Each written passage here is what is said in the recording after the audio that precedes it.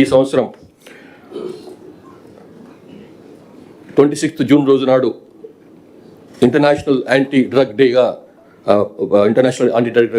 ప్రకటించిన కారణంగా 26 జూన్ 2025 రోజు మన గౌరవ ముఖ్యమంత్రి గారు తెలంగాణ యాంటీ నార్కోటిక్ బ్యూరోని రీనేమ్ చేశారు ఈగల్ అని చెప్పి, EAGLE ఈగల్ అని, elite action group for drug law enforcement అనే పేరు మీద. అది ఈ సంవత్సరం 173 కోట్ల వర్తైనటువంటి డ్రగ్స్ని సీజ్ చేసుకున్నది.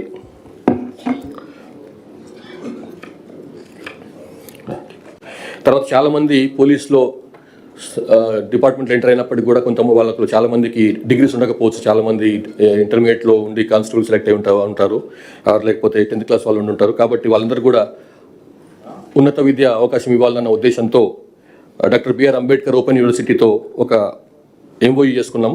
దాని ప్రకారం వాళ్ళకందరికీ గ్రాడ్యుయేట్ కోర్సులలో గ్రాడ్యుయేట్ కావడానికి వాళ్ళ కోర్సులో జాయిన్ కావడానికి అవకాశం ఇచ్చినారు.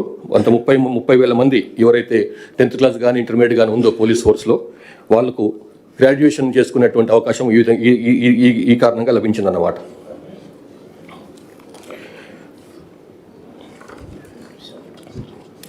తర్వాత మొన్న నవంబర్ ఎండింగ్లో జరిగినటువంటి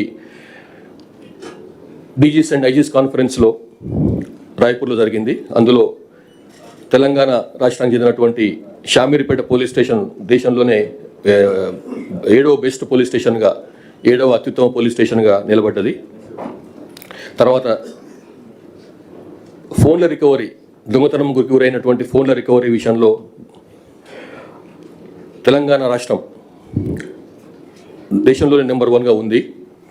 1,20,000 సెల్ ఫోన్లను రికవర్ చేసి ఈ CIR పోర్టల్ అని చెప్పి, సెంట్రల్ ఎక్విప్మెంట్ ఐడెంటిటీ రిజిస్టర్ అని చెప్పి, అది 23లో మనం లాంచ్ చేసినాము, ఏప్రిల్ 23లో. దాంట్లో భాగంగా ఇవి ఇన్ని సెల్ ఫోన్లు రికవరీ చేసి భారతదేశంలోనే మొదటి స్థానంలో నిలిచినాం.